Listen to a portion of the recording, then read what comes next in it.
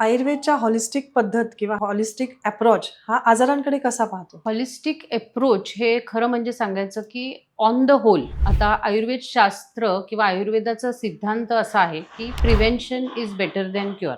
तर त्याच्यामध्ये स्वस्थस्य स्वास्थ्य रक्षणम आतुरस्य विकार प्रशमनम च.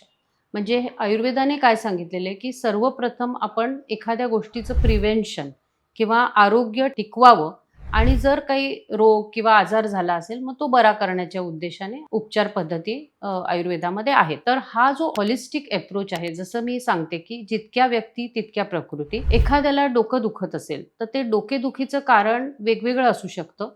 It can be due to म्हणजे त्यांना पित्ताचा त्रास होतोय, रात्री झोप नीट नाही झालेली आहे, it can be stress whatever. तर हा जो अप्रोच आहे हा फक्त तात्पुरता उपशय नसून त्यांना एक लॉंग टर्मच्या दृष्टीने आपल्याला जो एक उपचार करावा त्यासाठी, तर हे हॉलिस्टिक अप्रोच मध्ये येतं. आणि हॉलिस्टिक अप्रोच हे अशा प्रकारे आयुर्वेद ट्रीट करणार की शमन चिकित्सा म्हणजे औषधाने, काही शोधन ट्रीटमेंट्स म्हणजे पंचकर्माने आणि योग या सगळ्याचा विचार करून त्यांना मार्गदर्शन केलं जातं.